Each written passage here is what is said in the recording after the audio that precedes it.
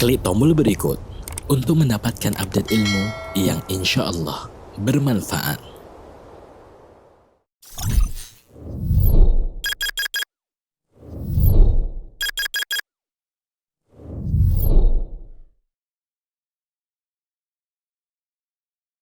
Wa ala alihi wa sahbihi ajmain amma ba'du.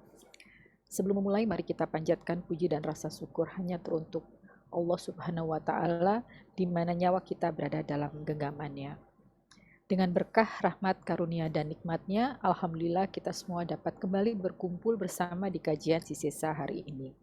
Dan semoga salawat dan salam senantiasa tercurah kepada sebaik-baik makhluk kekasih Allah Muhammad Sallallahu Alaihi Wasallam dan kepada istri-istri, keluarga, para sahabatnya, serta para pengikutnya sampai akhir zaman. Amin ya Rabbal Alamin. Alhamdulillah hari ini kita mendapat kesempatan untuk kembali menuntut ilmu langsung dari Gurunda Ustadz Dr. Safik Basalamah Hafizahullah Ta'ala. Apa kabar Ustadz? Alhamdulillah bi khairin wa afiyah. Alhamdulillah. Insyaallah Ustadz dan keluarga selalu dalam keadaan sehat dan dalam lindungan Allah Subhanahu wa Ta'ala. Dan barakallahu fiik Ustadz untuk bukunya, dan kita akan bahas sekarang insyaallah ya Ustadz. Siap. Insyaallah bisa membantu umat untuk semakin memahami agama dan kaidah Islam. Dan atas nama Sisesa, izinkan saya juga mengucapkan jazakumullah khair atas kehadiran Ummahat di kajian Zoom ini. Sebelum memulai, mari bersama luruskan niat ikhlas semata mencari ilmu karena Allah dan persiapkan alat tulis untuk mencatat. Mohon aktifkan chat di Zoom untuk mendapatkan update berita dan silahkan mengirimkan pertanyaan melalui nomor WA yang tercantum di chatroom mulai sekarang juga. Insya Allah akan dibacakan dan didahulukan yang sesuai dengan tema. Dan insya Allah juga jika ada waktu kita akan persilahkan beberapa ummahat untuk bertanya langsung kepada Ustadz. Tafadul maskuro Ustadz untuk memulai kajian. Jazakillah khairan. Alhamdulillahi rabbil alamin. Wa bihi nasta'inu ala umuri dunya waddin. Segala puji bagi Allah Rabbul Alamin. Dialah yang menciptakan alam semesta ini, yang begitu indah, memukau. Kalau orang melihat sebuah mobil mewah, dia kagum, dia bangga, bahkan dia heran dengan detail yang ada di mobil tersebut. Terkadang sebagian kita nggak pernah merenungkan ciptaan Allah yang begitu indahnya, yang begitu detailnya, yang tidak ada kekurangan di dalam. Maka sebagai seorang yang beriman kepada Allah dan hari akhir, hendaklah kita memperbaharui keimanan kita. Yang salah satu caranya adalah merenungkan ciptaan Allah Jalla Jalaluhu. Kita berada di musim penghujan yang mulai sering kita melihat ada serangga-serangga yang berterbangan di lampu rumah kita.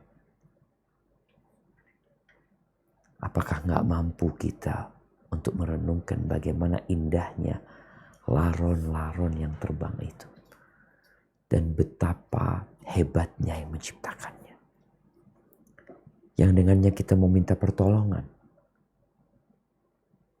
dalam menghadapi urusan dunia kita dan urusan agama kita. Allahumma salli wa sallim wazid wa barik wa an'im ala abdika wa rasulika sayyidina wa maulana Muhammadin wa ala alihi wa ashabihi ajma'in. Ya Allah, semoga salawat dan salam, berkah dan nikmat senantiasa Engkau curahkan untuk hamba kekasih-Mu, untuk baginda Nabi kita Muhammad alaihi salatu wassalam, untuk keluarga beliau, untuk istri-istri beliau, untuk putra-putri beliau dan untuk seluruh sahabat Nabi. Semoga Allah meridhai kita bersama mereka. Amma ba'd, ahibati fillah. Kembali kita berjumpa di saat mungkin sebagian saudara kita tidak bisa hadir. Imma karena ada halangan atau disebabkan waktu dia hidup telah habis. Dia harus meninggalkan dunia ini selama-lamanya. Kita akan membahas satu subtema di dalam kitab buku Merajut Mimpi untuk Kekasih, ya, yang mungkin sebagian sudah memilikinya, tentang dahsyatnya niat baik. Kenapa bicara niat? Maka ini adalah pondasi untuk membangun sebuah rumah tangga. Sebagaimana orang yang ingin punya rumah yang kokoh, maka dia harus memikirkan pondasinya. Tapi sebagian rumah dibangun dengan pondasi yang sangat rapuh. Tatkala ada gempa sedikit saja, rumah itu sudah retak, bahkan sebagian sudah ambruk. Kenapa kita sering melihat kasus perceraian? Bahkan boleh dilihat banyak sekali orang-orang yang bercerai. Ada yang nikah hanya 20 hari bercerai. Bahkan ada pernikahan yang umurnya hanya 50 jam. 2 hari 2 jam. 2 hari 2 malam 2 jam. Kenapa? Boleh jadi di antara penyebabnya adalah salah niat. Ada yang menikah karena telah berzina, dan yang dia zinain telah hamil. Dia dimintain pertanggungjawaban, maka akhirnya dia menikah. Sedangkan niat untuk menikah yang sebenarnya nggak pernah ada.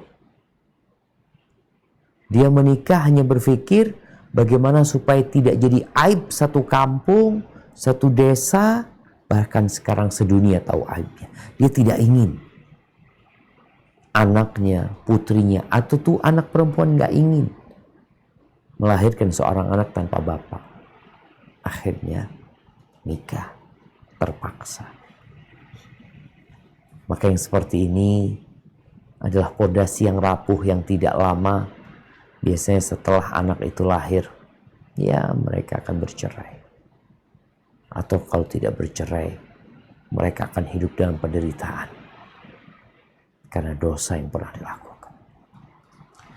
Di dalam hadis yang diriwayatkan Imam Bukhari, hadis nomor 1 di dalam kitab Sahih Bukhari, Nabi SAW mengatakan, innamal a'malu binniyat wa innama likulli imri'in ma nawa. Sesungguhnya segala amalan itu tidak lain tergantung pada niat-niat. Nikah ini sebuah amalan, sebuah perintah Allah dan sunnah Rasulullah SAW. Semua amalan ada niatnya, berarti menikah pun ada niatnya. Wa innama likulli imri'in ma nawa. Dan sesungguhnya tiap-tiap orang tidak lain akan memperoleh balasan dari apa yang diniatkan. Kenapa engkau menikah gitu? Kau akan mendapatkan balasan dari niatmu. Faman kanat hijratuhu ilallahi wa rasulih. Barang siapa yang hijrahnya menuju Allah dan Rasulnya, fahijratuhu ilallahi wa rasulih. Maka hijrahnya pun menuju Allah dan Rasulnya. Nabi memberikan perumpamaan, memberikan contoh. orang-orang yang hijrah meninggalkan kota Mekah atau meninggalkan negerinya atau meninggalkan masa lalu yang kelam, kalau niatnya menuju kepada Allah dan Rasulnya, maka dia akan menuju kepada Allah dan Rasul. Begitu pula seorang yang menikah. Apa niatmu menikah? Kenapa engkau menikah? Bahkan ada yang menikah lebih dari satu. Kenapa engkau menikah? Semua tergantung niat. Wa man kanat hijratuhu li dunya yusibuha aw imra'atin yankihuha fa hijratuhu ila ma hajara ilaih. Barang siapa yang hijrahnya karena untuk dunia, memperbaiki taraf ekonomi, atau karena perempuan yang ingin dia nikahi, ya sudah, dia akan mendapatkan apa yang dituju. Maka ahibati fillah, terkadang kita sudah menikah lama, tapi ternyata niat kita salah. Diperbaiki. Masih ada kesempatan. Karena kita akan melanjutkan rumah tangga ini. Rasulullah Shallallahu Alaihi Wasallam pernah beliau pulang dari satu peperangan, kalau nggak salah dari perang Tabuk.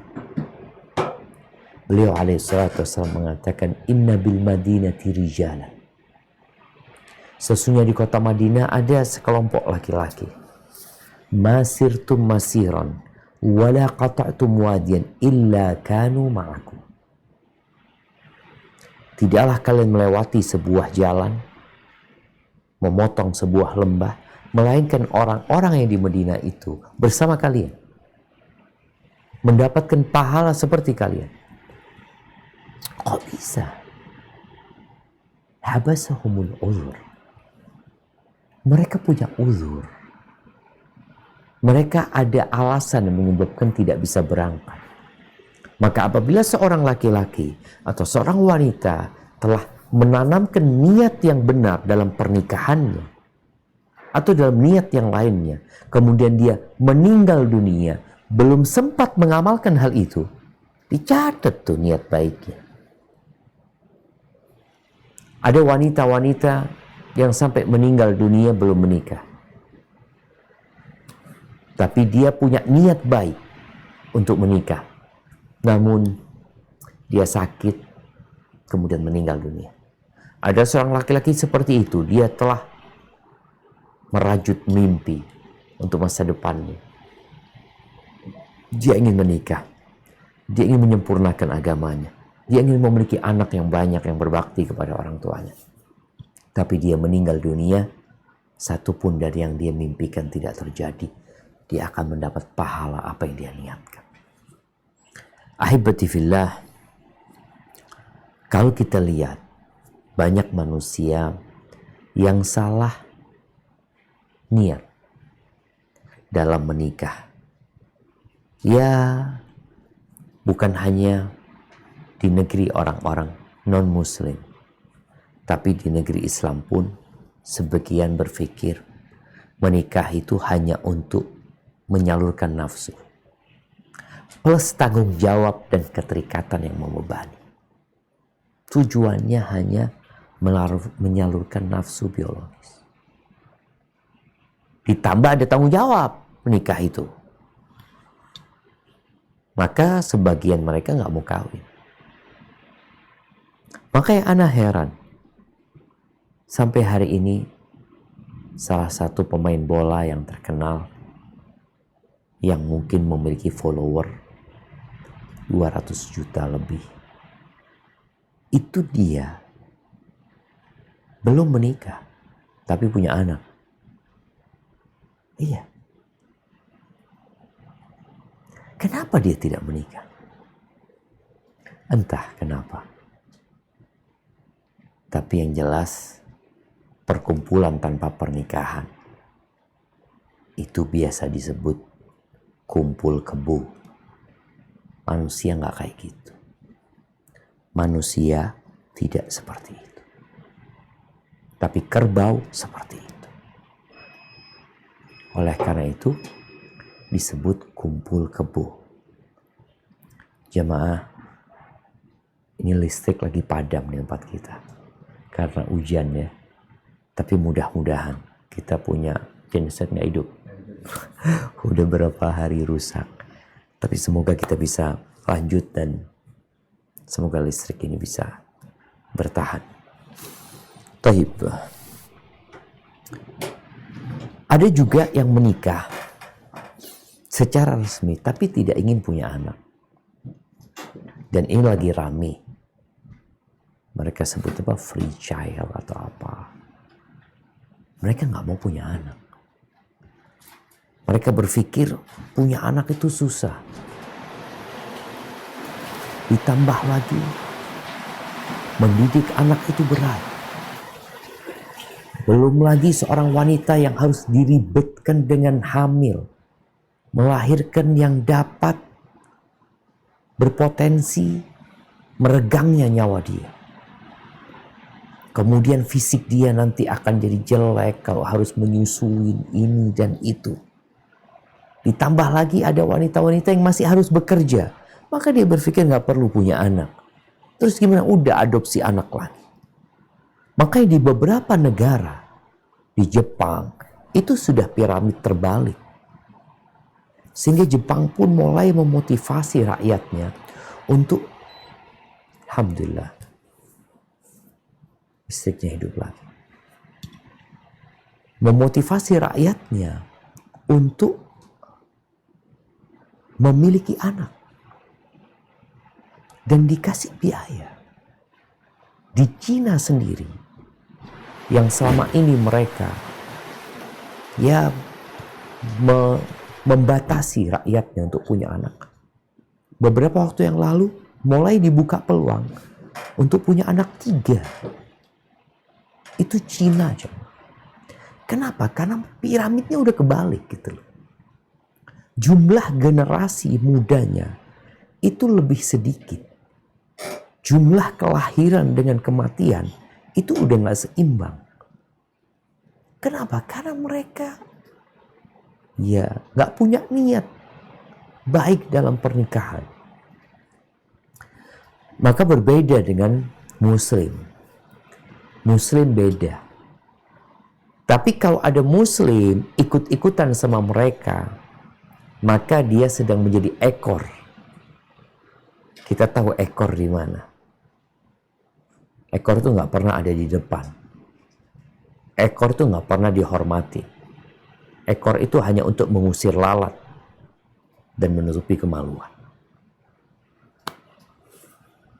Maka Muslim nggak boleh jadi ekor. Engkau harus menjadi pemimpin. Karena umat Islam ini kata Allah, kuntum khaira ummatin ukhrijat linnas ta'muruna bil ma'ruf wa tanhauna 'anil munkar wa tu'minuna billah. Kalian adalah generasi terbaik, umat terbaik yang dikeluarkan untuk umat manusia. Sudah ada banyak generasi sebelum Islam, tapi umat Islam adalah generasi terbaik yang sifatnya dia beramar ma'ruf dan bernahi mungkar dan beriman kepada Allah Azza wa Jalla.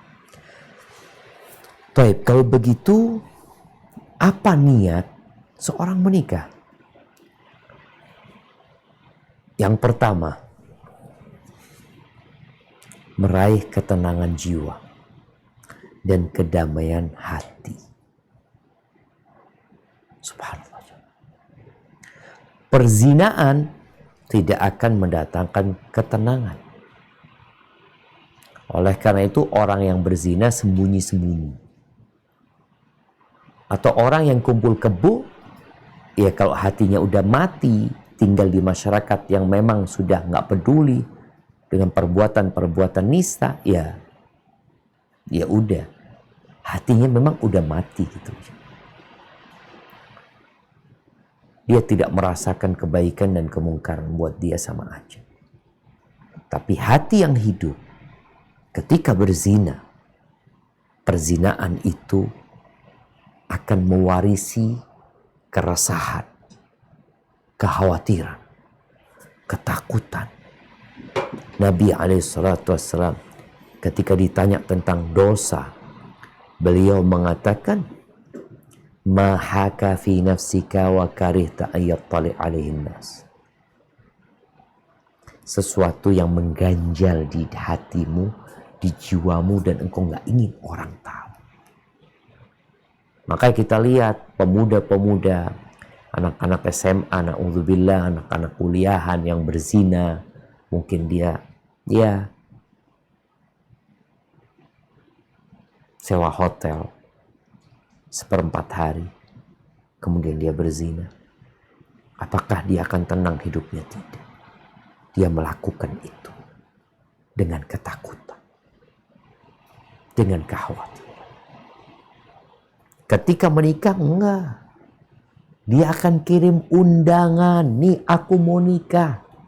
Dia umumkan kepada seluruh umat manusia. Dia akan sewa gedung. Dia akan adakan walimah. Kenapa? Karena memang nikah ini kedamaian. Apa kata Allah Azza wa Jalla di surat Ar-Rum ayat 21? Nah, silakan dibaca. Di surat Ar-Rum ayat 21. A'udzubillahi minasyaitonir rajim. Wa min ayatihi an khalaqalakum min anfusikum azwajan litaskunu ilaiha wa ja'ala bainakum mawaddatan wa rahmah. Inna fi dzalika laayatin liqaumin yatafakkarun. Dan di antara tanda-tanda kekuasaannya ialah dia menciptakan untukmu istri-istri dari jenismu sendiri supaya kamu cenderung dan merasa tentram kepadanya, dan dijadikannya di antaramu rasa kasih dan sayang. Sesungguhnya pada yang demikian itu benar-benar terdapat tanda-tanda bagi kaum yang berfikir. Subhanallah jemaah. Iya. Di situ ada cinta. Jadi rumah tangga itu nggak harus ada cinta, tapi ada kecocokan. Yang menyebabkan orang kalau cocok itu ya seneng gitu ya. Dia damai hidupnya. Maka Allah jadikan pasangannya itu dari diri kita sendiri. Ada sakinah di dalam rumah itu. Kalau ada cinta dan kasih sayang, Masya Allah, semakin indah. Ahibati fillah, Rasul sallallahu alaihi wasallam mengatakan lam yura aw lam nara lil mutahabbain mithl nikah.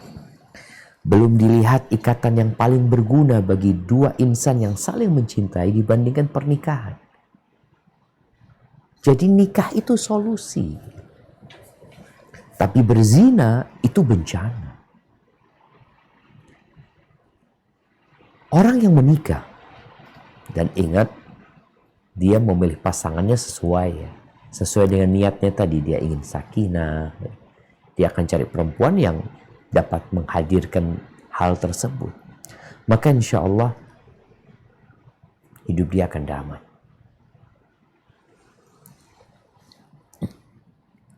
Ahibati fillah, itu niat yang pertama. Jadi orang menikah, kenapa? Ya kita tahu disyariatkan nikah ini, kita menjalankan perintah Allah, ya aku ingin merasakan kedamaian gitu. Dan ada kedamaian dan ketentraman dalam pernikahan tersebut. Yang kedua, tujuan menikah adalah untuk menjaga diri dari perbuatan keji dan mungkar.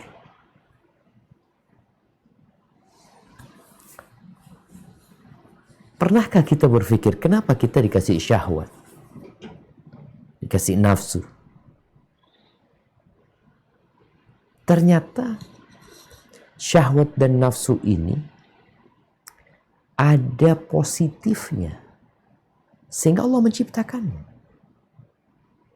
Malaikat nggak punya nafsu. Manusia Allah kasih nafsu. Karena memang manusia diuji dengan nafsunya itu. Yang dengan adanya nafsu ini, kehidupan di muka bumi ini berlanjut. Bisa dibayangkan kalau Nabi Adam alaihi salatu wassalam nggak punya nafsu, nggak akan ada kita. Kalau orang tua kita nggak punya nafsu, ibu kita nggak punya nafsu, kita pun nggak akan lahir. Keberadaan manusia ini sebenarnya karena ada nafsu. Tapi karena naluri seks yang ada di diri manusia ini, itu berbahaya kalau tidak diarahkan. Karena di situ ada kenyamanan, ada keenakan, ya. Semua sama seperti nafsu kita untuk makan, ya, untuk minum, yang menyebabkan kita ada yang suka wisata kuliner, berangkat ke sana, berangkat ke sini. Kalau nafsu kita tidak diarahkan, ya kita akan jadi seperti binatang. Oleh karena itu disyariatkan pernikahan. Bahkan Allah Azza wa Jalla membolehkan seorang laki-laki, kalau bicara tadi naluri seksnya, diperbolehkan laki-laki untuk menikah lebih dari satu. Tapi dengan catatan dia mampu berlaku adil. Apa kata Allah Azza wa Jalla di surat An-Nisa ayat 3? Nah, silahkan dibaca.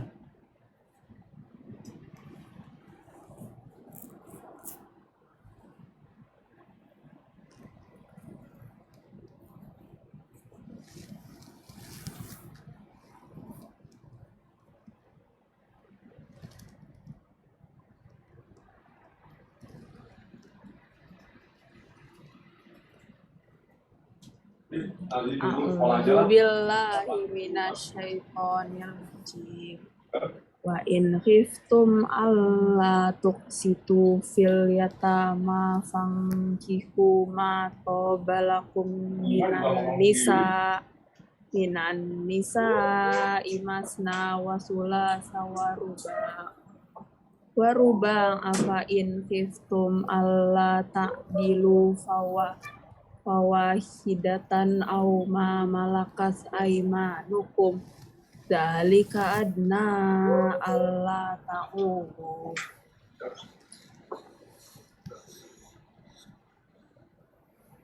Dan jika kamu takut tidak akan dapat berlaku adil terhadap hak-hak perempuan yang yatim, bila mana kamu mengawininya, maka kawinilah wanita-wanita lain yang kamu senangi, 2, 3, atau 4.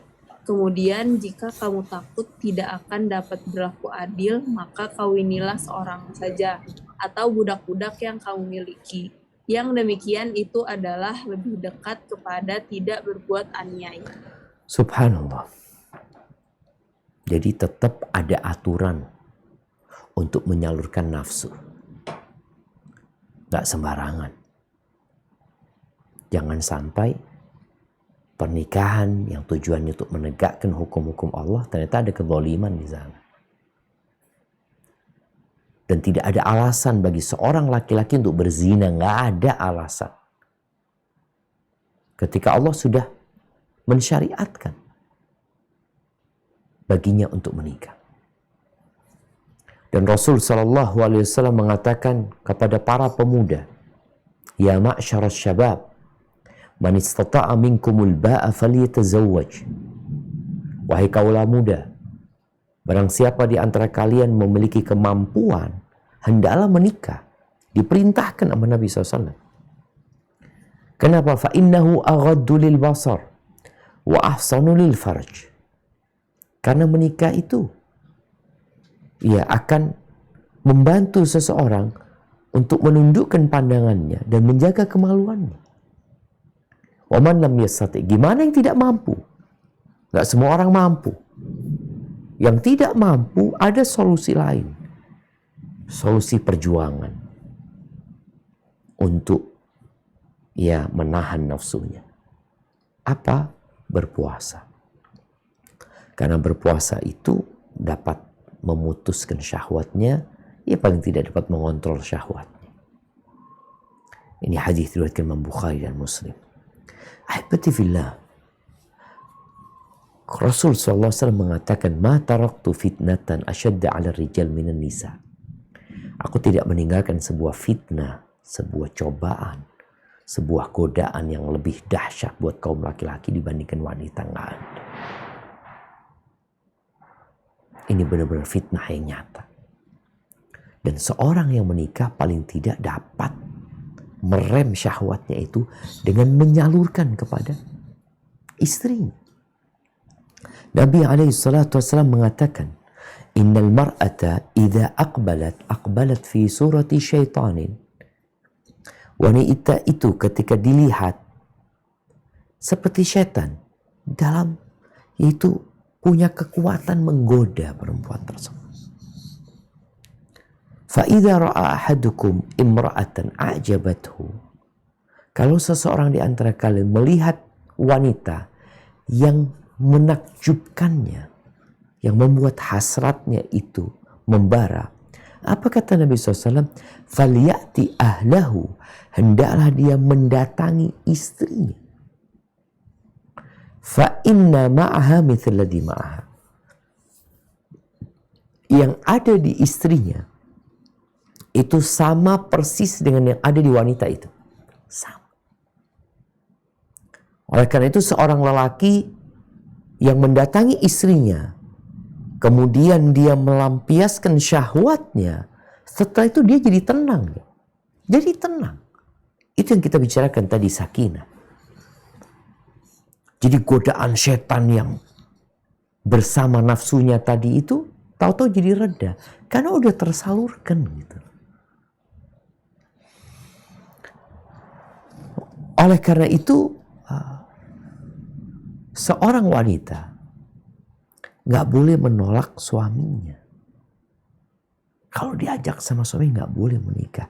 Kenapa? Karena salah satu tujuan menikah itu adalah untuk menyalurkan syahwat tadi. Sampai Nabi SAW memberikan arahan. Kalau dipanggil sama istrinya, sama suaminya, sedangkan dia sedang di depan tanur, di depan tungku api, dia sedang masak, dipanggil sama suaminya, maka Nabi SAW mengatakan, jawab panggilan suami.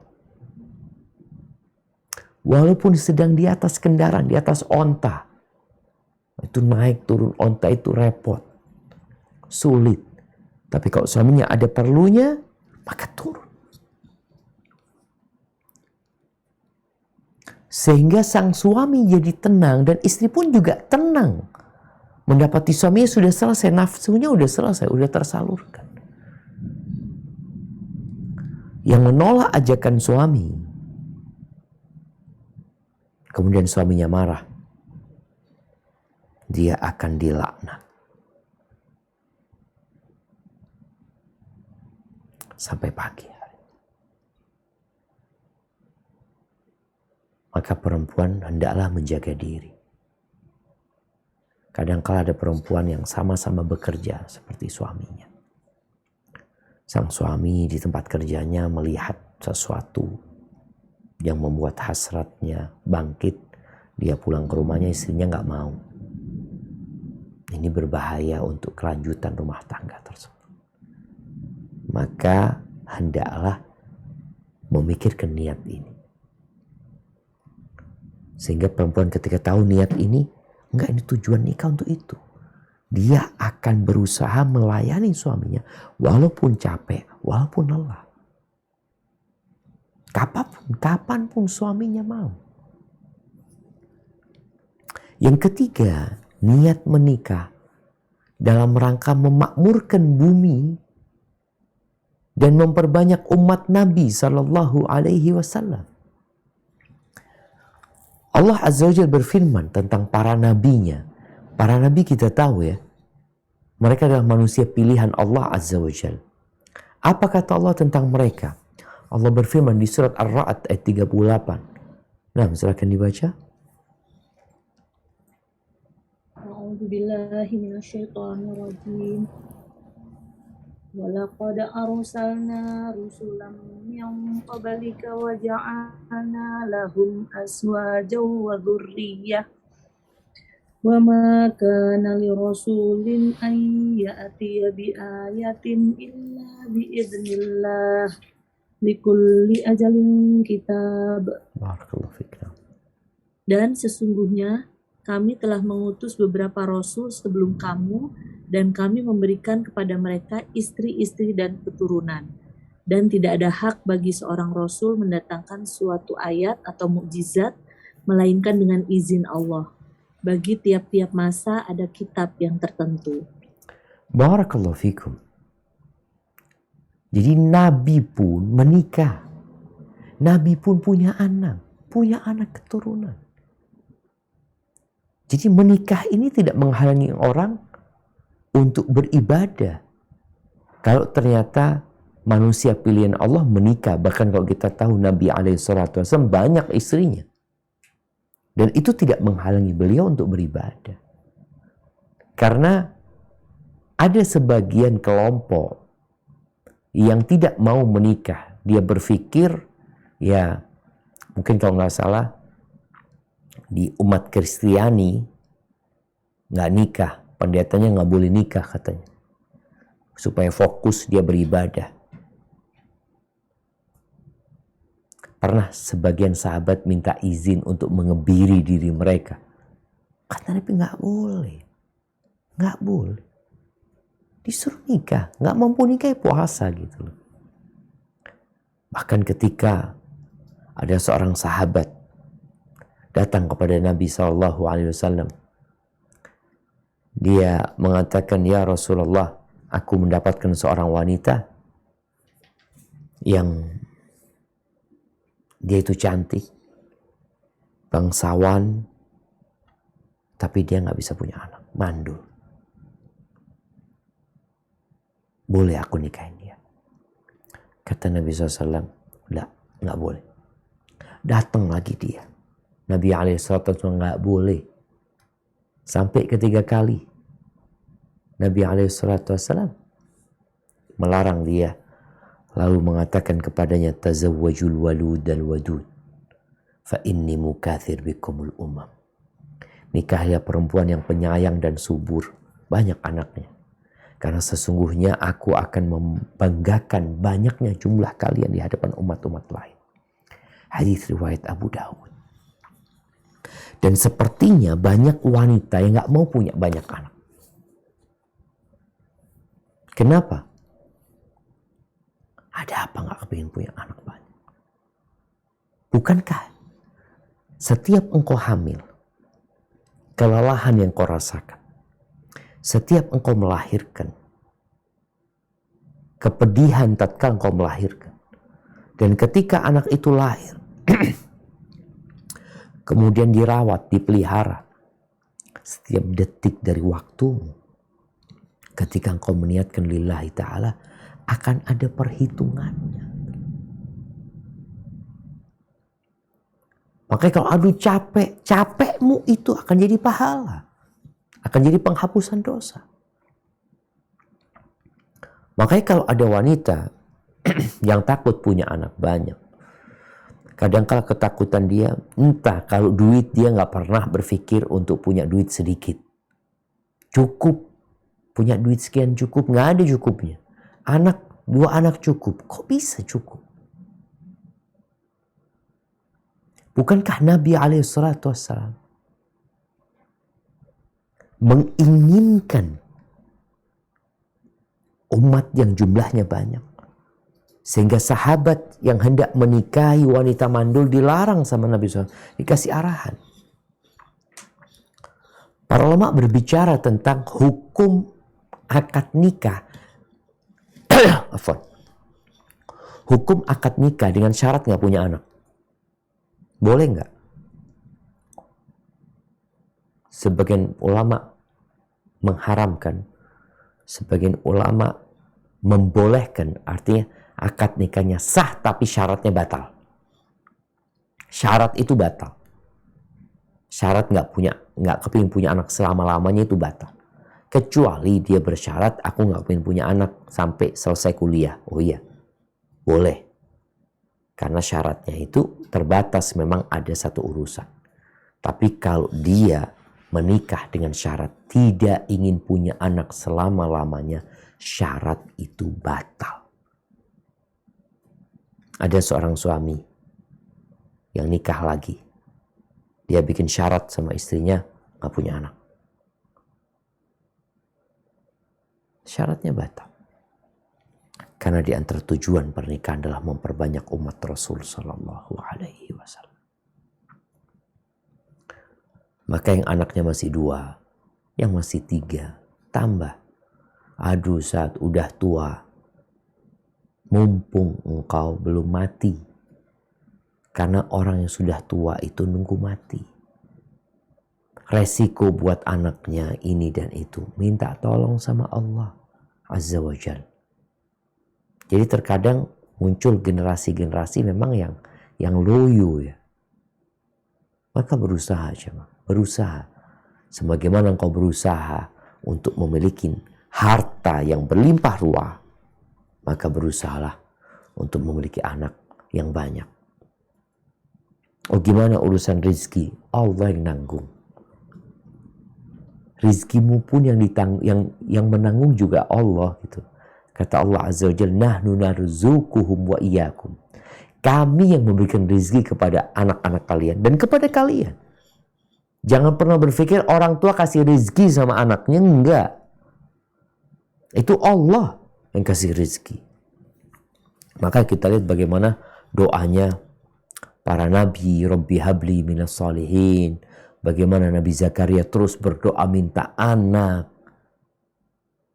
Karena di anak itu ada banyak hikmah dan ada banyak maslahat yang kadang-kadang kita lupa.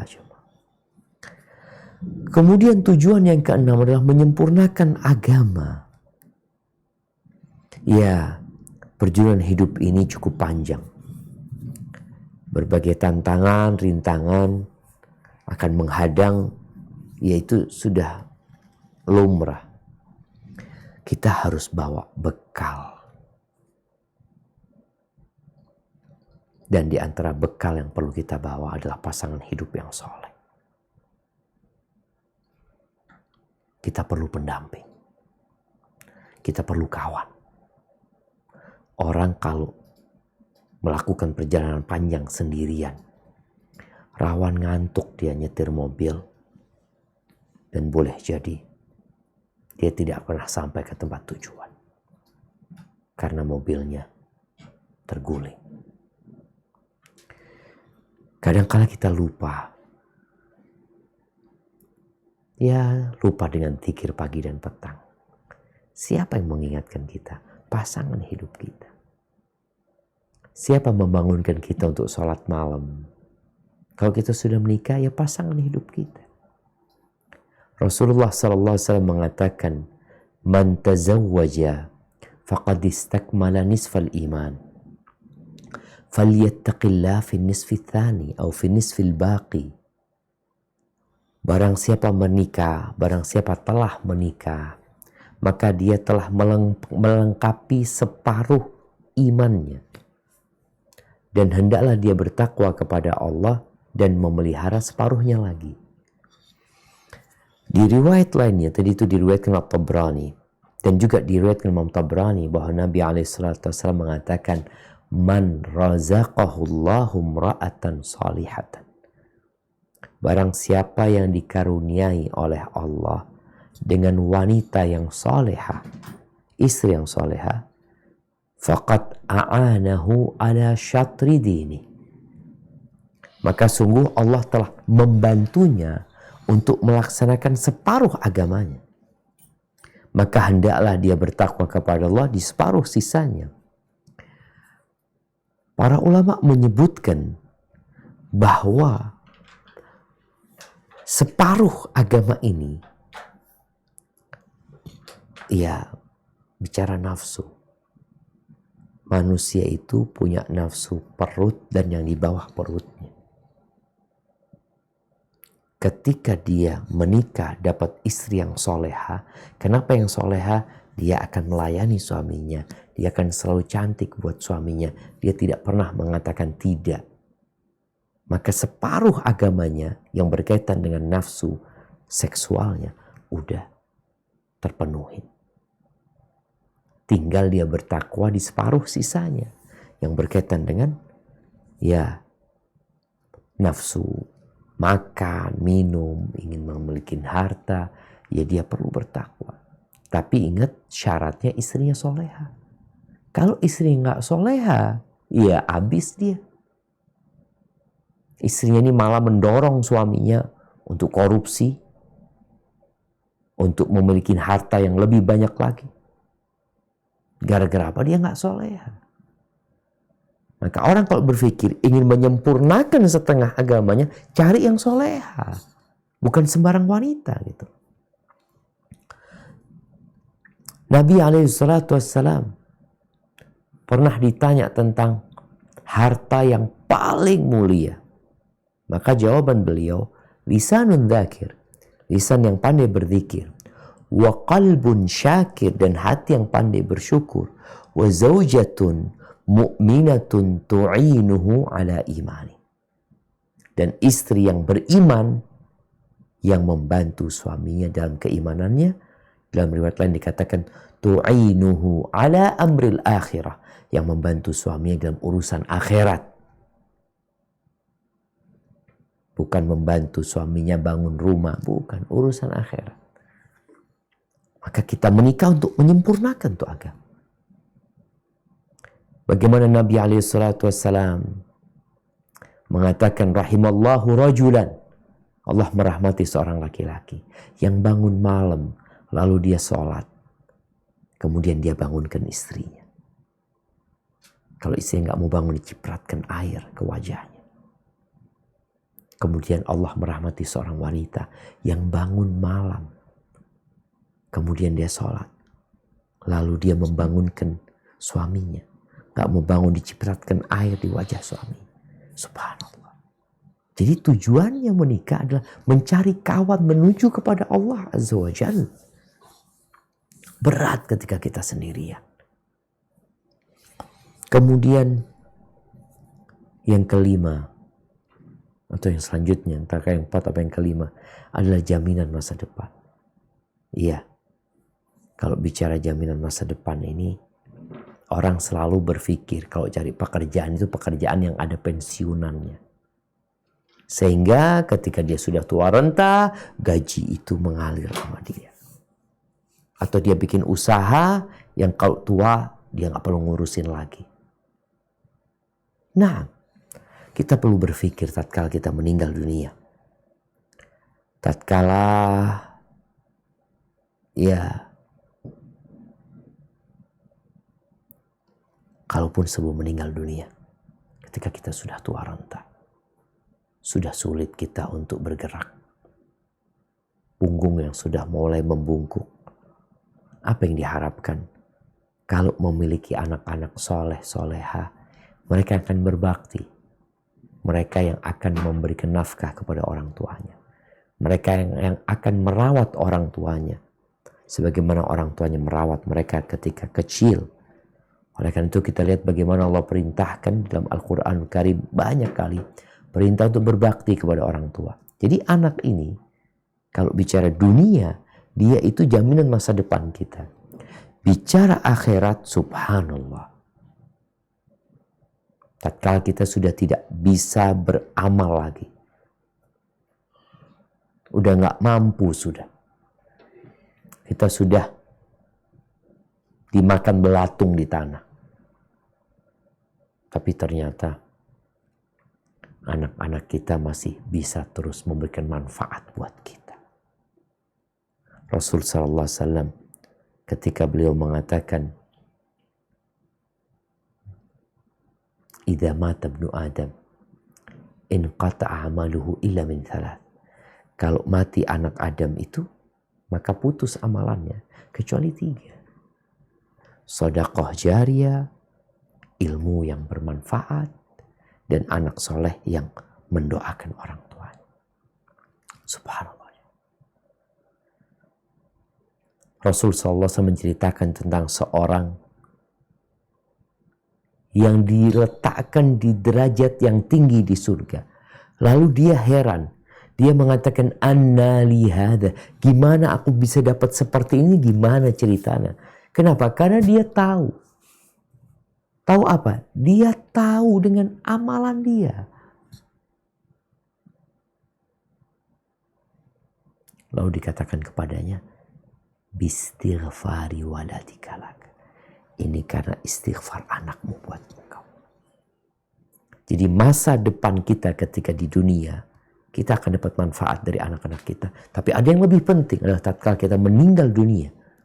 Bagaimana anak-anak itu tetap mendoakan orang tuanya, melunasi hutang orang tuanya, menyelesaikan wasiat orang tuanya. Maka ahibati fillah, kita perlu belajar berniat agar pernikahan kita diberkahi oleh Allah Azza wa Jalla. Bicara kekuatan niat ini, ada sebuah cerita. Cerita ini semoga memotivasi kita semua yang belum menikah untuk segera menikah, tapi dengan niat yang baik. Diceritakan bahwa ada seorang yang menjumpai Sufyan bin Uyainah, seorang tabi'ut tabi'in. Nah, dia ditanya oleh seorang yang mengatakan, ya Aba Muhammad, aku kesini untuk mengadukan istriku. Dia mau curhat tentang istrinya. Kenapa? Karena dia merasa hina. Di depan istrinya itu dia merasa hina sekali. Ada laki-laki yang tidak dihargai sama suami, sama istrinya. Dia sebagai pemimpin yang kata Allah ar-rijalu qawwamuna 'alan nisa, dia nggak dapat. Istrinya kadang-kala yang memimpin dia. Maka dia kepingin tahu kok bisa kayak gini rumah tangga itu. Akhirnya Ibn Uyainah ini menundukkan kepalanya. Dia merenung ya. Dia ingin memikirkan kenapa orang ini bisa seperti itu gitu loh. Akhirnya dia mengatakan, la'allaka tazawwajtahu. Mungkin engkau nikah sama dia itu untuk meningkatkan martabat dan kehormatan. Artinya ketika menikah cari perempuan yang bermartabat, maksudnya yang bangsawan, dengan harapan dia ikut naik juga gitu. Apa kata laki-laki ini? Benar. Iya. Niat awalnya dia memang itu. Lalu Sufyan bin Uyainah mengatakan, barang siapa yang menikah karena menginginkan kehormatan, maka dia akan hina, bukan malah terhormat. Barang siapa yang menikah lil mal, karena harta, maka dia akan jatuh miskin.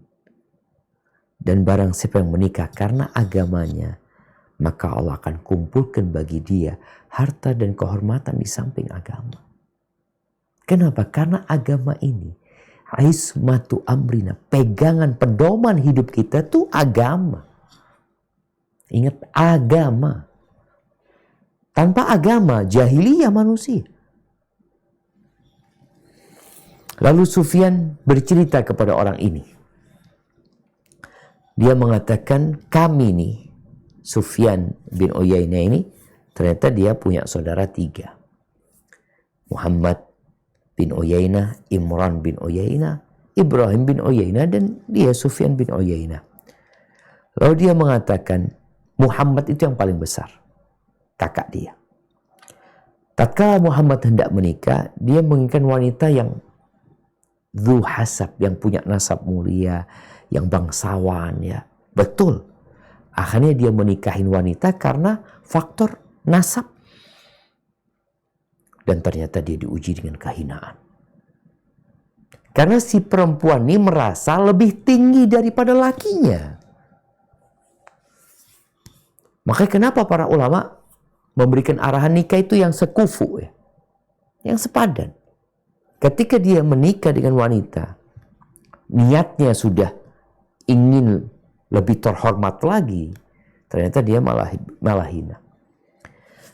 Adapun Imran yang terakhir, Imran itu kepingin menikah dengan wanita yang kaya raya. Nabi alaihissalam menyebutkan memang wanita dinikahin karena beberapa hal. Karena kecantikannya, karena kekayaannya, karena nasabnya.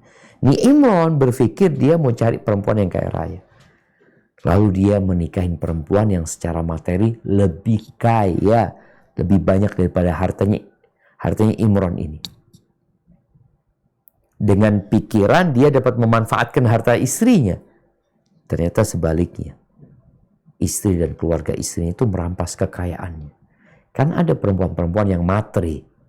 Jadi jangan berpikir menikah wanita kaya, akhirnya kau jadi kaya, boleh jadi kau jadi miskin. Karena perempuan itu materi. Terus kata Sufyan bin Uyainah, aku merenungkan nasib kakak dan adiknya. Sufyan belum nikah. Kakaknya nikah, adiknya udah nikah. Kan orang jadi trauma gitu. Mau nikah gimana aku nikah ya? Nanti seperti kakakku atau seperti adikku. Akhirnya datang kepada kami, katanya Sufyan, Ma'mar bin Rashid. Datang Ma'mar bin Rashid ini. Aku bermusyawarah dengannya. Dan menceritakan kejadian yang menimpa kakak adiknya ini. Lalu aku dikasih nasihat. Aku diingatkan dengan 2 hadis. Ini Ma'mar bin Rashid adalah salah satu ulama hadis. Yang satu hadisnya Yahya bin Ja'dah, yang kedua hadisnya Aisyah. Adapun hadis Yahya bin Ja'dah, ini hadis yang insyaallah kita semua sering dengar ya. Yang bunyinya tunkahul mar'ah di arba'. Perempuan itu dinikahin karena 4 hal. Karena faktor hartanya, karena hasabiha, karena faktor martabatnya, karena dia punya nasab yang darah biru ya, nasab yang mulia, atau karena faktor kecantikannya. Dan yang keempat, karena agamanya. Dan Nabi SAW mengatakan, fadfar bidhatid din taribat yadak. Kalau engkau ingin beruntung hidupmu, maka cari wanita yang agamis. Boleh kau cari perempuan kaya, cantik, bangsawan, tapi agama. Yang penting tuh agamanya. Karena kalau engkau kaya, cantik, bangsawan, agamanya minim, berantakan hidup. Oh nanti kita perbaiki, ya semoga sukses, kita doakan. Tapi banyak yang nggak sukses. Hadis yang kedua, hadis Aisyah radhiyallahu taala anha, di mana Rasulullah SAW bersabda, "A'zamun nisa'i barakatan aisaruhunna mu'nah." Wanita yang paling banyak berkahnya, yang paling besar berkahnya, maksud berkah ini banyak kebaikannya, adalah perempuan yang paling ringan maharnya. Biaya pernikahannya itu ringan. Itu berkah. Karena ada orang yang ya besar-besaran mahar gitu ya. Padahal yang paling berkah itu adalah yang paling sedikit mahar. Akhirnya Sufyan dapat nasihat seperti itu. Dia cari perempuan yang agamis, yang maharnya nggak banyak, yang orang tuanya tidak banyak nuntut harta, dalam rangka mengamalkan sunnah Nabi SAW. Akhirnya Allah mengumpulkan bagi Sufyan martabat, harta, dan agama. Maka hibati fillah, jangan salah niat dan jangan salah langkah. Semoga pernikahan yang telah dilakukan bisa diperbaiki. Dan orang tua yang hendak menikahkan putrinya, menikahkan putranya, tolong anaknya didudukkan. Dikasih nasihat. Agar dia tahu kenapa dia menikah. Dengan harapan anak kita hidup berbahagia di dunia dan di akhirat. Barakallahu fiik. Mungkin saya dapat Anda sampaikan, kurang lebihnya mohon maaf. Anda kembalikan ke moderator.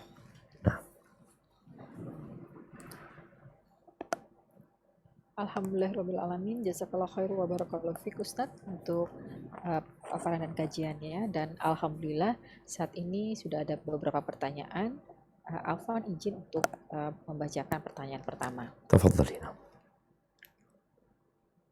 Bismillah, Assalamualaikum warahmatullahi wabarakatuh. Waalaikumsalam. Ustadz, semoga Ustadz, keluarga, tim kajian Sisiasa selalu dalam lindungan dan rahmat Allah Subhanahu wa Ta'ala. Izin bertanya Ustadz, kapan kita dikatakan menjadi wanita soleha?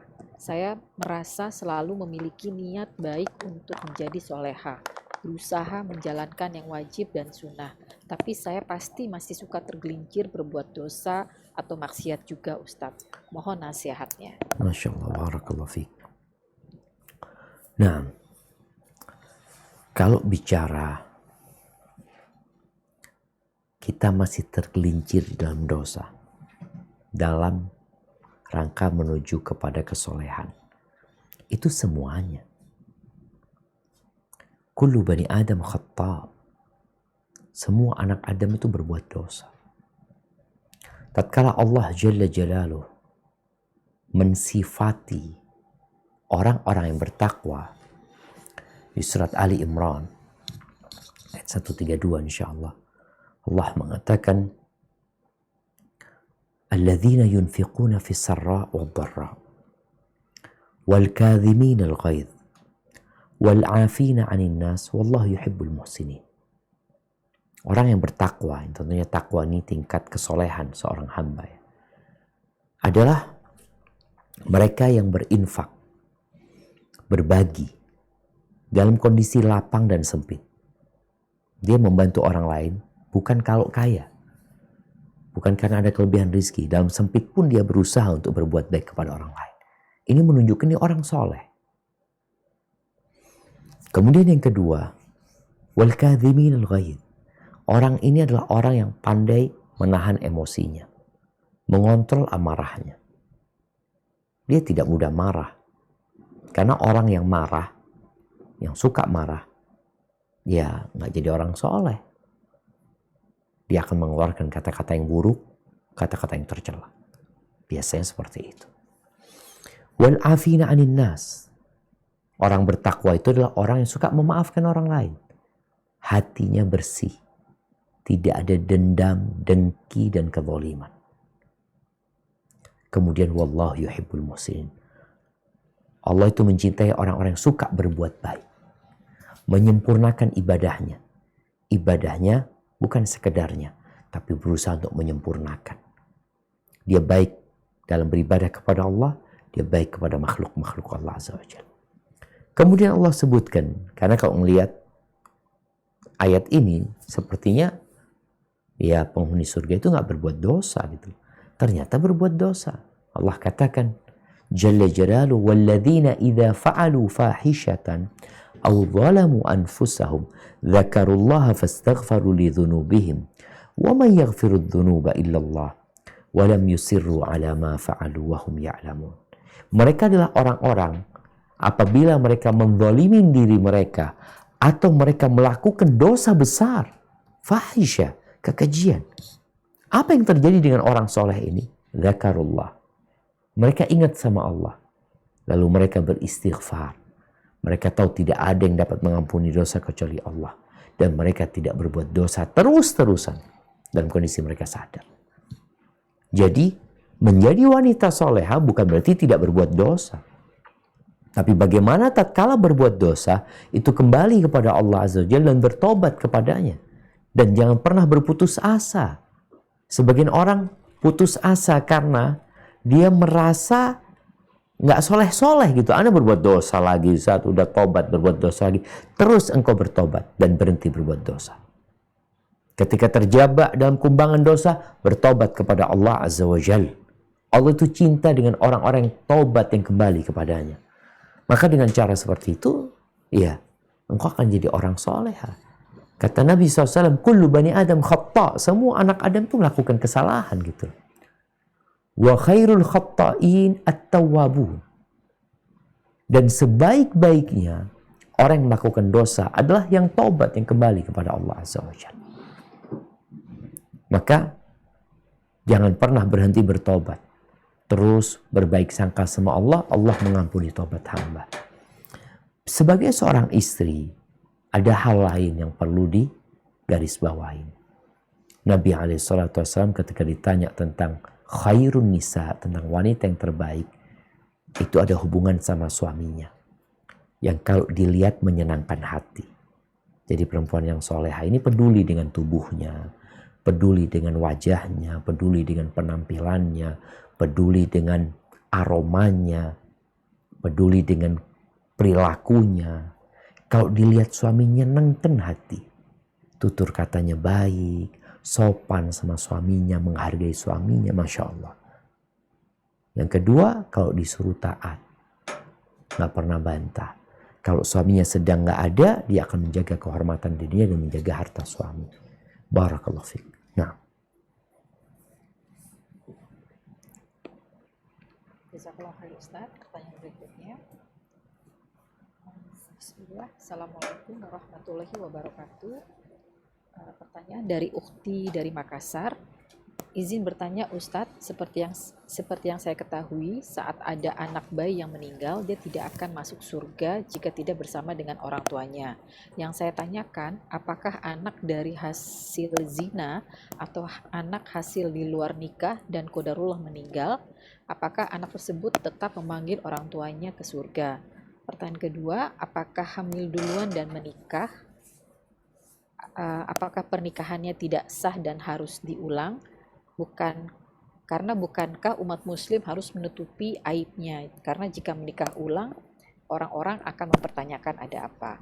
Insya Allah orang tuanya sudah bertobat dan berhijrah. Nah, Mohon. barakallahu fiik. Iya, ahibati fillah. Kita tahu kullu mauludin yuladu alal fitrah. Semua anak yang dilahirkan di atas fitrah. Bagaimana dengan anak hasil zina? Apakah akan memberikan syafaat kepada orang tuanya? Anda nggak tahu. Karena anak itu lahir dari dosa. Bahkan kehadiran anak itu tidak diinginkan oleh orang tuanya. Bagaimana dia akan memberikan syafaat kepada orang tuanya, sedangkan orang tua nggak ingin anak itu hadir. Dan dia melahirkan anak itu dalam kondisi dimurkai Allah Azza wa Jalla karena perbuatan zina yang dilakukan. Jadi anak nggak tahu apakah dia akan memberikan syafaat kepada orang tua. Karena kondisinya memang tadi itu anak. Kalau anaknya nggak punya dosa, tapi orang tuanya yang dia berbuat dosa, yang seharusnya dia bertobat kepada Allah Azza wa Jalla. Buat sang ibu, kalau sudah bertobat kepada Allah Azza wa Jalla, ya semoga dengan taubatnya itu seperti yang Nabi SAW ceritakan ya, tentang seorang wanita yang berzina, hamil. Kemudian Nabi menyuruh dia menanti sampai anak itu lahir. Setelah lahir ditunggu sampai anak itu gak perlu sama susu ibunya. Kemudian dirajam ibunya. Dirajam. Sampai mati. Nabi mensolatin dia. Ketika Nabi hendak mensolatin perempuan ini, Umar bin Khattab radhiyallahu ta'ala anhu bertanya, "Atusalli 'alaiha wa qad zana?" Gimana engkau mensolatin dia sedangkan dia sudah berzina? Kata Nabi SAW, "Laqad tabat taubatan law qusimat ala sab'ina min ahli al-Madinah la wasi'at." Dia telah bertobat yang kalau tobatnya dibagikan kepada 70 penduduk Madinah cukup untuk mengampuni dosa-dosa mereka. Jadi buat orang tua yang punya anak zina, hendaklah dia bertobat kepada Allah dan jangan berpikir anak itu memberikan syafaat. Wallahu a'lam. Tapi dia harus berpikir bagaimana menyelamatkan dirinya dari azab Allah karena perbuatan zina dia. Tapi kalau bicara aib harus ditutupin. Ya, aib ditutupin. Akan tetapi, aib itu akan terbongkar kalau orang tua tidak bertobat kepada Allah Azza wa Jalla. Kalau dia menikah, para ulama yang berbeda pendapat apakah nikahnya perempuan yang berzina seorang yang hamil dari zina, itu sah nikahnya. Wallahu alam, Anda melihat pendapat yang mengatakan sah itu lebih kuat. Jadi nggak perlu memperbaharui pernikahan. Asalkan pernikahannya benar-benar syarat dan rukun pernikahannya cukup. Kalau bicara orang-orang nanti akan tahu, boleh jadi anak itu nanti akan tahu. Karena kita tahu, jumhur ulama berpendapat bahwa anak dari hasil zina itu nasabnya kepada ibu bukan kepada bapak. Ini jumhur ulama berpendapat. Jadi nasabnya anak itu nanti yang menikahkan nggak boleh bapak biologisnya. Siapa? Ya wali hakim nanti. Ini akan jadi aib buat orang tuanya. Karena zina ini benar-benar perbuatan yang menjijikkan, jamaah. Kenapa nggak nikah dulu baru berhubungan? Kok berzina terus mikir nikah? Ini kan caranya setan. Makanya aib itu akan terus ada sama orang tuanya. Sehingga dia perlu menutupin aibnya dengan bertobat kepada Allah Azza wa Jalla. Yang orang bertobat dengan benar bertobat, insya Allah Allah akan menutupin aibnya. Tapi sekali lagi, pendapat yang lebih kuat dalam urusan nikah dengan perempuan yang hamil dari zina, insya Allah nikahnya sah. Kalau orang tuanya sudah bertobat, tapi masalah apakah anaknya bisa dinasabkan kepada bapak biologisnya, ini masalah yang diperselisihkan oleh para ulama, dan jumhur ulama berpendapat anak itu nasabnya kepada ibunya. Barakallahu fiik. Jazakallah khair Ustaz. Berikutnya akan saya persilahkan, Anda persilahkan salah satu ukhti Ramita untuk bertanya langsung dengan Ustadz. Saya akan unmute. Mohon untuk langsung bertanya. Dan satu pertanyaan. Tafadholi. Nah, tafadhol. Assalamualaikum Ustadz. Waalaikumsalam warahmatullahi wabarakatuh. Semoga Ustadz dan keluarga senantiasa dirahmati Allah. Allahumma amin. Barakallahu fiik. Nah, Ustadz izin bertanya, jadi qadarullah minggu lalu itu saya baru gagal ta'aruf. Di sini tuh sebenarnya sejak awal itu dikenalin gitu, dan memang dari temannya ibuku yang, jadi dari awal emang melalui ibuku gitu. Cuman disampaikannya kayak ya dia udah hijrah kok si Ikhwan ini, cuman menurut saya pribadi tuh ya belum menjadi seorang penuntut ilmu yang punya kajian rutin atau kajian kitab seperti itu, Ustadz. Dan pada saat menjalaninya itu yang menjadi penjembatan dan circle ring satunya itu semua ya mayoritas masih orang awam, Ustadz, karena memang belum ada yang mengerti si syariat ta'aruf ini. Dan saya bilang dari awal bahwa saya itu mau menjalaninya sesuai syariat Allah, jadi tidak ada tukeran nomor telepon dan segala macam. Sampai akhirnya ya di perjalanan itu ternyata yang tadi Ustadz bilang nggak sekufu, perlahan-lahan saya merasakan itu, dan ternyata berat sekali di saat menjalani itu. Kayak mungkin pada saat dulu saya hijrah, begitu mengenal sunnah saya mundur perlahan, ini saya merasa berkali-kali lipat lagi lebih berat dari itu, karena mungkin ada faktor orang tua yang ya kan dia baik, dia kan sholat sesimpel standar ya standar orang tua di Indonesia lah, Ustadz, sholat, puasa, bisa baca Al-Quran gitu. Dan pada saat akhirnya si Ikhwan ini sempat ya kita harus berjuang bersama, datang kajian offline, alhamdulillah dilakukan, tapi karena itu akan ada rutinitas, dan saya bilang ke ibu saya bahwa kita nggak bisa kalau setiap habis kajian terus jadi ketemu, karena bukan itu rutinitas seperti itu. Dan alhamdulillah ibu saya juga sudah belajar, cuman ya mungkin seorang ibu ada rasa khawatir atau kok gitu banget sih gitu, ada perasaan itu, Ustadz, sampai akhirnya at the end tuh pada saat saya nggak mau ketemu, memang saya salah tidak mengkomunikasikan ke si Ikhwan itu, dan akhirnya ibu saya saja yang ketemu, dan ya mungkin di situ jadinya ada konflik, dan and it's over gitu Ustadz. Nah pertanyaan saya, apakah memang keraguan itu memang ada dengan si perbedaan level belajar agamanya ini, apa memang sebaiknya untuk kedepannya harus dari awal dipilih yang sudah benar-benar belajar hijrah sesuai sunnah? Karena sebenarnya dari awal saya optimis sih Ustadz, kayak ya hidayah punya Allah, bismillah, kan kalau ada keinginan mau belajar kita bisa sama-sama belajar. Karena dia bertanya 2 kali sih ke saya kalau punya pasangan yang agamanya di bawah gimana.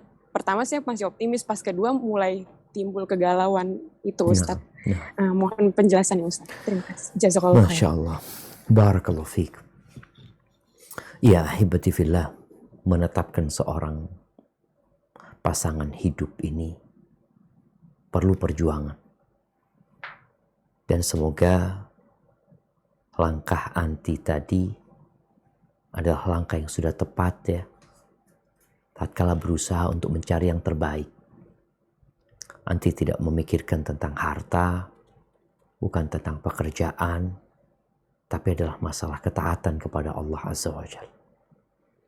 Karena yang ditakutkan nanti yang akan menjadi pemimpin itu adalah dia. Yang akan menjadi pemimpin itu adalah seorang suami yang akan mengatur istrinya. Yang akan melarang istrinya untuk melakukan ini dan itu. Kalau ternyata memang dia belum hijrah, maka berat. Tapi kalau dia sedang proses hijrah, maka insya Allah aman. Dia hijrahnya itu bukan karena anti. Kan Nabi SAW menyebutkan barang siapa yang hijrahnya karena perempuan, ya dia dapat perempuan itu gitu. Tapi kalau hijrahnya karena Allah dan Rasulnya, perempuan dia akan dapat, harta dia akan dapat. Karena dia hijrahnya lillahi ta'ala. Maka kalau tadi dia hadir kajian rutin karena anti, yang ditakutkan setelah memiliki anti, selesai sudah. Karena tujuannya sudah dia dapatkan. Maka kedepannya Ana rasa, ya kalau bisa mendapatkan yang sudah ngaji alhamdulillah. Tapi kalau yang sedang proses pun gak ada masalah, asalkan tadi dia sudah berproses hijrah bukan karena anti. Memang dia sudah jalan hijrah. Dan insya Allah itu akan menjadi hal yang terbaik ketika orang sama-sama punya niat baik. Kadang-kadang berpikir seperti tadi, mungkin Ustadz, Ana bisa bimbing dia. Betul. Mungkin. Mungkin iya, mungkin tidak. Oleh karena itu Nabi SAW mengatakan, "Idza ja'akum man tardawna dinahu wa khuluquhu." Apabila datang kepada kalian seorang laki-laki yang kalian ridhoi agama dan akhlaknya. Hablum minallahnya bagus, hablum minannasnya bagus. Ini orang baik. Maka nikahin dia. Memang ada minimal orang ini adalah orang yang melaksanakan kewajiban yang meninggalkan yang haram. Itu kalau bicara agama. Kalau bicara akhlak, maka bicara bagaimana hubungan dia sama orang tuanya. Bagaimana hubungan dia dengan adik-adiknya.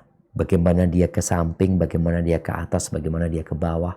Ketika dia orang yang baik, maka bismillah. Walaupun secara ilmu, mungkin nanti lebih dulu hijrahnya.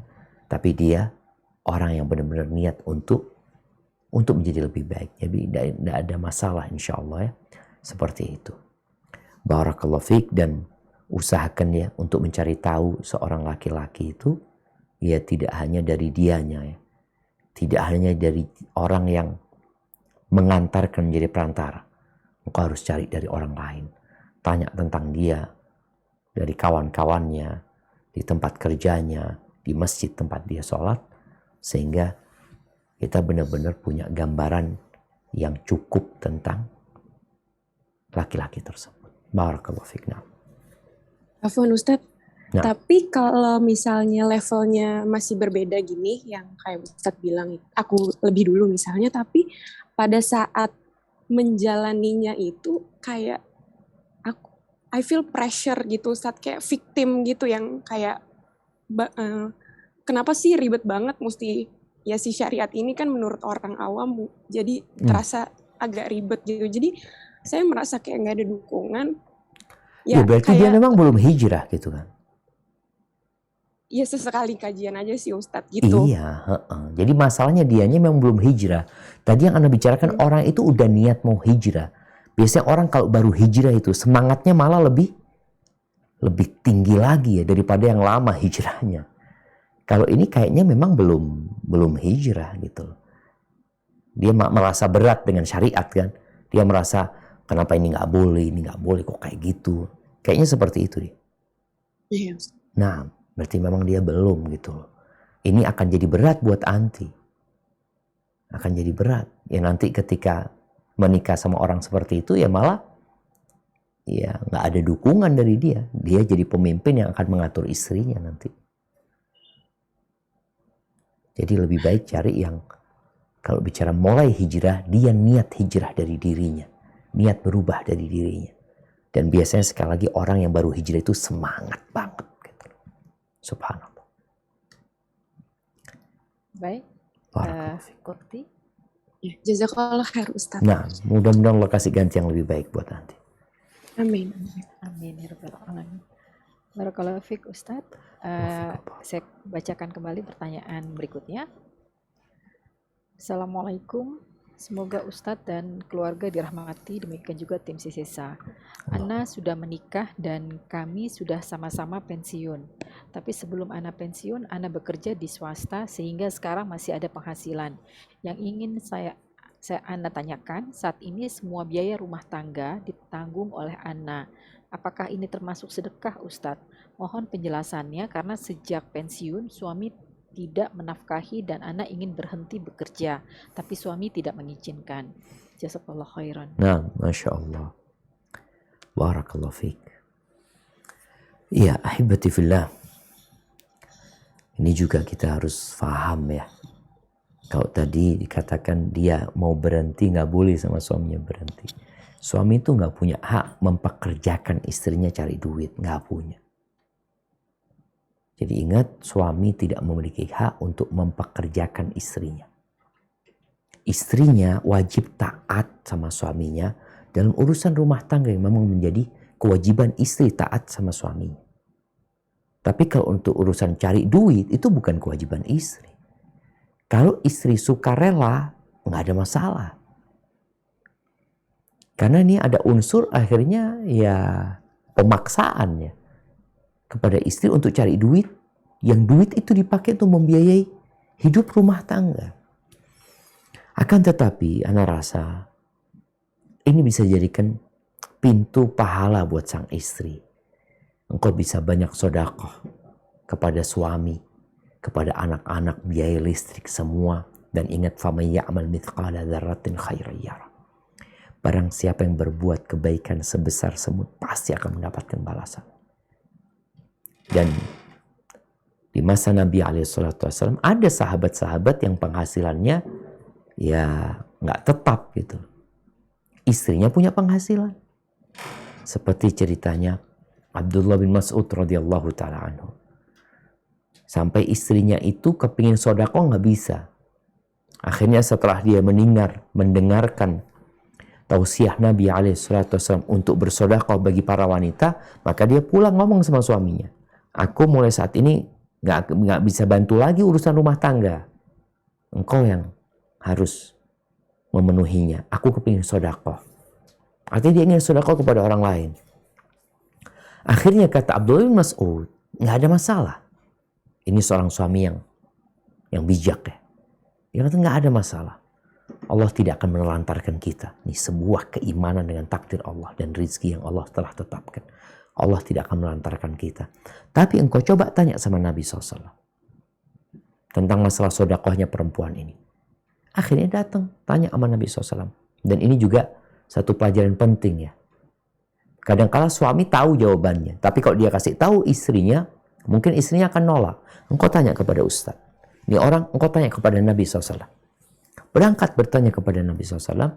Maka Nabi memberikan penjelasan bahwa yang engkau berikan kepada suamimu, kepada anak-anakmu, itu sedekah gitu. Karena dia nggak punya kewajiban memberikan nafkah. Sedangkan kalau dari suami nafkah wajib bagi suami. Dari istri jadi sedekah. Dan mudah-mudahan ini jadi sedekah yang besar pahalanya. Dikarenakan mereka adalah orang dekatnya. anaknya sendiri, suaminya yang telah berbuat baik kepada dia. Jadi ada unsur juga membalas budi baik suami. Insya Allah itu jadi sedekah yang baik. Barakallahu fiqna. Jazakallah khair Ustaz. Apakah masih bisa ada pertanyaan lagi Ustaz? Mungkin 3 pertanyaan lagi. Alhamdulillah. Baik Ustaz. Barakallahu Pertanyaan fiqna. berikutnya, Assalamualaikum, Afwan Ustadz izin bertanya. Saya niat berhijrah waktu itu karena melihat kekurangan suami yang suka sekali main perempuan. Beberapa kali mengkhianati saya. Lalu saya berpikir mungkin saya yang kurang baik sebagai istri karena saat itu belum menutup aurat, belum rajin sedekah, belum banyak beramal soleh. Tapi setelah saya berhijrah, suami malah menceraikan saya. Alasannya karena kita sudah tidak sejalan dan dalam masa hijrah perilakunya semakin berbeda. Nafkah lahir batin pun semaunya saja. Apakah saya termasuk yang salah juga dalam mengambil niat untuk berhijrah? Ada satu lagi Ustadz, Afwan, ini yang terkait dengan niat. Bolehkah kita berbuat baik dengan niat mengharapkan balasan dari Allah? Apakah ini termasuk pamrih Ustadz? Subhanallah. Nah, barakallahu fiik. Iya. Kalau tadi dikatakan niat hijrahnya itu untuk suami. Karena suami nggak benar, suami selingkuh, dan bayangan dia kalau dia jadi orang baik, suaminya nggak akan selingkuh. Ternyata tambah jadi suaminya, tambah nggak benar, bahkan diceraikan mungkin tadi istri. Ya mungkin niat yang salah. Seharusnya niatnya itu bertobat kembali kepada Allah. Bertobat atas dosa-dosa yang dia lakukan. Menjadi orang yang berubah. Benar-benar ingin mendapatkan keridhaan Allah, bukan keridhaan suami. Dia mencari keridhaan Allah. Karena kalau dikatakan tadi dia belum menutup aurat, mungkin sholatnya belum benar, maka seharusnya dia bertobat kepada Allah Azza wa Jalla. Gak ada urusan sama suami. Tapi kalau dia niatnya untuk suaminya, maka gak tulus untuk Allah Azza wa Jalla. Dan boleh kita ini berbuat baik dengan harapan Allah memperbaiki suami kita. Boleh. Jadi seorang istri memperbanyak sedekah, dia benar-benar lillahi ta'ala mendekatkan diri kepada Allah, tapi dia juga berdoa supaya suaminya dengan amal soleh dia itu suaminya jadi lebih baik, itu nggak ada masalah. Tapi niatnya ya tetap mendapatkan keridhaan Allah Azza wa Jalla. Dan kalau bicara bolehkah pamrih kita itu? Boleh. Allah itu menawarkan kepada kita surganya. Allah menawarkan kepada kita rahmatnya. Allah akan memberikan balasan kepada kita. Makanya seringkali Allah sebutkan tentang surga. Dan seringkali Allah mengancam dengan neraka. Karena itu menjadi motivasi seorang beramal. Maka nggak ada masalah. Tapi bicara niat, tetap niatnya mencari keridhaan Allah Azza wa Jalla. Dan di situ kita berharap balasan dari Allah Subhanahu wa Ta'ala. Kita ini budak. Bapak kita juga budak. Kakek kita juga budak. Dan kita tahu budak itu bekerja untuk mendapatkan balasan. Dan kita memang minta balasan dari Allah Azza wa Jalla. Akan tetapi bagaimana kita bekerja, beramal, dibalut cinta. Allah itu udah mana baik sama kita. Masa kita nggak cinta sama Allah dalam beramal? Jadi mungkin seperti itu. Sehingga kita mendapatkan balasan yang terbesar dengan niat baik tadi. Barakallahu fiqna. Barakallahu fiik Ustadz. Berikutnya saya persilakan Ukti Mega untuk Afwan satu pertanyaan saja dan langsung ke pertanyaannya. Saya akan unmute. Tafadholi. Assalamualaikum warahmatullahi wabarakatuh. Waalaikumsalam warahmatullahi wabarakatuh. Semoga Ustadz dan keluarga serta tim suksesan selalu dalam lindungan Allah Subhanahu wa Ta'ala. Amin. Pertanyaan saya, bagaimana Ustadz nasihat untuk istri yang untuk taat sama suami itu masih agak ngeyel gitu. Jadi pengennya itu kita dimengerti sama suami, tapi kadang suami itu nggak mengerti kita gitu. Itu bagaimana Ustadz? Cukup sekian. Masya Allah, barakallahu fiik. Iya, ahibati fillah. Taat sama suami itu berat. Makanya perempuan masuk surga itu mudah kalau taat sama suami.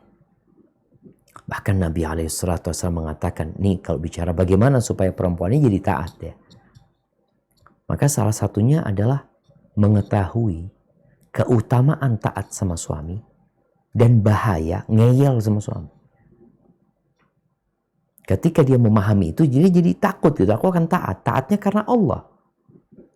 Contohnya nih hadis Nabi SAW kepada seorang perempuan. Ketika Nabi bertanya kepada dia, "Adzatu zaujin anti?" Engkau punya suami. Kata perempuan ini, "Iya ya Rasulullah." "Kaifa anti lahu?" Bagaimana sikapmu kepada dia?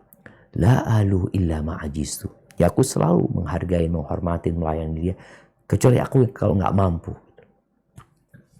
Apa kata Nabi SAW? "Unduri aina anti lahu. Fa innama huwa jannatuki au naruki." Engkau lihat bagaimana sikapmu sama dia. Dia itu surgamu atau nerakamu. Subhanallah. Ketika seorang istri tahu suaminya ini surganya atau nerakanya, maka itu akan mendorong dia untuk taat dan patuh, nggak ngeyel sama suami. Kemudian hadis Nabi SAW yang mengatakan apabila perempuan sholat yang 5 waktu, puasa di bulan Ramadan, taat kepada suaminya, menjaga kehormatan dirinya dan hartanya, dikatakan kepada dia silahkan masuk surga dari pintu mana saja. Tapi memang tadi ketaatan kepada suami itu berat.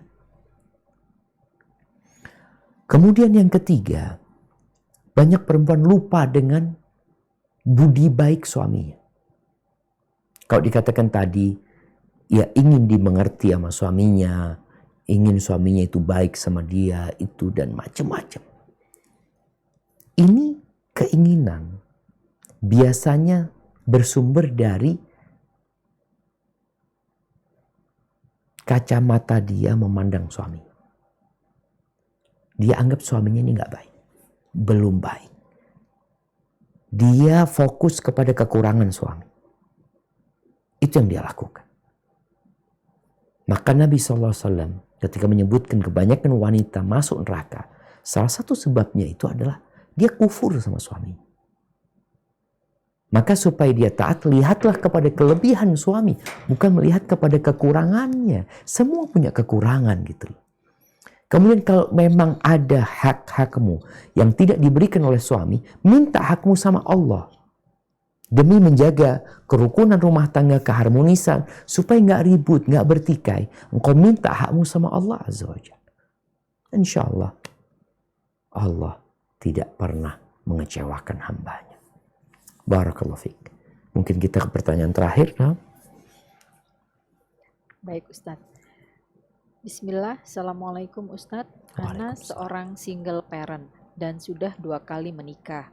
Ketika itu saya belum hijrah. Saya hijrah setelah menjadi single parent. Yang saya mau tanyakan, sekarang ini ada perjaka yang semanhaj, berniat memperistri saya. Tapi kalau ditanya kapan berniat melamar, jawabannya menunggu waktu yang tepat sembari dana terkumpul. Katanya, karena Ana dan beliau jaraknya jauh sekali, Medan, Lampung. Sementara saya sering dijodohkan dengan kerabat-kerabat saya. Saya harus bagaimana ya Ustadz? Saya punya 2 orang anak dan saya sekarang trauma sekali jika berkenalan dengan laki-laki. Khawatir kembali disakiti. Mohon nasihatnya Ustadz. Barakallahu fiik. Sahih jamaah. Lebih baik menunggu daripada menyesal. Kalau dikatakan apa sikapnya? Ya, yang pertama, apa yang dikatakan oleh pemuda itu benar. Ketika dia mengatakan nunggu waktu yang tepat ya. Karena memang dia harus ngumpulin harta. Maka engkau lihat keseriusan anak itu. Engkau cari tahu tentang anak itu yang dikatakan satu manhaj yang sudah hijrah. Apakah dia benar-benar serius. Dan Ana rasa anti menunggu dia kalau memang dia serius. Itu lebih baik. Daripada anti tergesa-gesa, akhirnya nanti menyesal. Tapi kalau memang ada kepastian anak itu, perjaka itu, ya nggak lanjut, maka semoga Allah kasih ganti yang lebih baik. Mungkin anti bisa dengan cara ya mencari kawan-kawan perempuan yang soleha, yang mungkin bertanya kepada mereka kalau memang ada laki-laki yang soleh ya, yang hendak menikah. Tapi nasihat ana, anti memang perlu berhati-hati kalau dikatakan sudah 2 kali dikecewakan oleh laki-laki, jangan salahkan laki-laki tersebut. Kenapa? Anti yang salah pilih. Dan boleh jadi itu juga jadi azab buat anti, hukuman buat kita. Bisa jadi karena dosa-dosa kita. Maka hendaklah kita kembali kepada Allah, memperbaiki diri.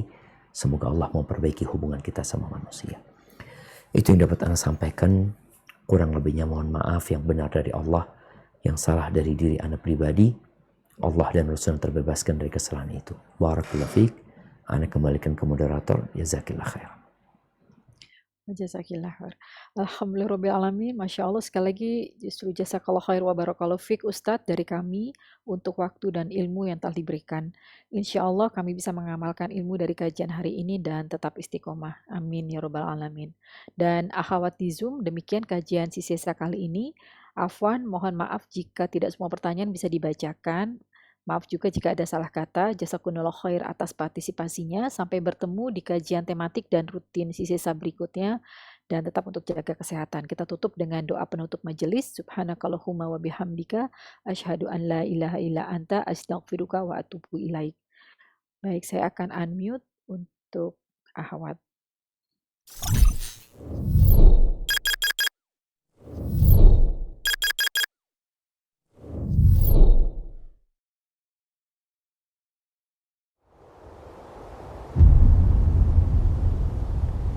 Klik tombol berikut untuk mendapatkan update ilmu yang insya Allah bermanfaat.